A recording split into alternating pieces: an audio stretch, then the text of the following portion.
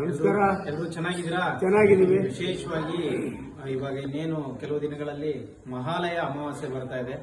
ಹಾಗಾಗಿ ಎಲ್ಲ ಕುಟುಂಬದಲ್ಲೂ ಕೂಡ ಹಿರಿಯರು ಯಾರೆಲ್ಲ ತೀರೋಗಿರ್ತಾರೆ ಅವ್ರಿಗೆಲ್ಲರಿಗೂ ಕೂಡ ಒಂದು ಪುಣ್ಯ ಸ್ಮರಣೆಯನ್ನ ಒಂದು ಅರ್ಪಿಸುವ ಮುಖಾಂತರ ಎಲ್ಲರೂ ಕೂಡ ಮನೆಗಳಲ್ಲಿ ಹಬ್ಬದ ರೀತಿಯಲ್ಲಿ ಆಚರಣೆ ಮಾಡ್ತಾರೆ. ಹಾಗೆ ನಾಗರಾಜಣ್ಣವರು ವಿಶೇಷವಾಗಿ ಇವತ್ತು ದೇವ್ರ ಮಕ್ಕಳ ಜೊತೆಯಲ್ಲಿ ಅವರ ಹಿರಿಯರ ಒಂದು ಪುಣ್ಯ ಸ್ಮರಣೆಯನ್ನ ಆಚರಣೆ ಮಾಡ್ತಾ ನಿಮ್ಮೆಲ್ಲರಿಗೂ ಕೂಡ ಪ್ರಸಾದದ ವ್ಯವಸ್ಥೆಯನ್ನ ಮಾಡ್ಕೊಟ್ಟಿದ್ದಾರೆ. ನಿಮ್ಗೆ ಒಳ್ಳೇದಾಗಲಿ, ಭಗವಂತ ಆಯುಷು ಆರೋಗ್ಯ ಎಲ್ಲವನ್ನ ಕಳಿಸ್ತಾರೆ. ಹಾಗೆ ಎಲ್ಲ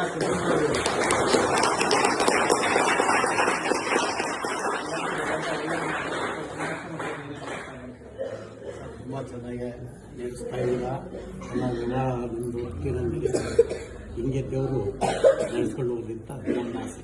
ಹೇಗಿದೆ ಆಶ್ರಮ ವಿಡಿಯೋದಲ್ಲಿ ನೋಡೋದಕ್ಕೂ ಇಲ್ಲಿ ಬಂದು ಇಲ್ಲಿ ನೋಡೋದಕ್ಕೂ ಚೆನ್ನಾಗಿದೆ. Thank you. ತೊಂದರೆ ಇಲ್ಲ. ನಾವೇನು ಹೇಳ್ತೀರಾ? ತುಂಬ ಖುಷಿಯಾಗಿದೆ. ನಾನು ಇಷ್ಟೆಲ್ಲ ಕ್ಲೀನಾಗಿರುತ್ತೆ ಅಂತ ಅಂದ್ಕೊಂಡಿರಲಿಲ್ಲ. ತುಂಬ ಕ್ಲೀನಾಗಿದೆ, ತುಂಬ ಚೆನ್ನಾಗಿ ನಡೆಸ್ಕೊಡ್ತಾ ಇದ್ದೀರಾ. ನಾನು ನೋಡಿ ತುಂಬ ಖುಷಿ ಆಯಿತು. ತುಂಬ ಒಳ್ಳೆಯದಾಗಲಿ ನಿಮಗೂ. ಎಲ್ರಿಗೂ ಭಗವಂತ ಒಳ್ಳೇದು ಮಾಡಲಿ.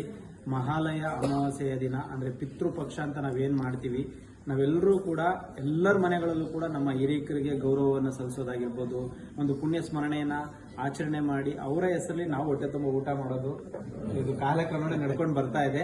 ಸೊ ನನ್ನ ಕಡೆಯಿಂದ ಒಂದು ಮನವಿ, ನಿಮ್ಮ ತಂದೆ, ನಿಮ್ಮ ತಾಯಿ, ನಿಮ್ಮ ಅಜ್ಜ, ನಿಮ್ಮ ತಾತ ಯಾರಾದರೂ ಮನೆಗಳಲ್ಲಿ ತೀರಿ ಹೋಗಿರ್ತಾರೆ. ಸೊ ಅವರ ಒಂದು ಸವಿ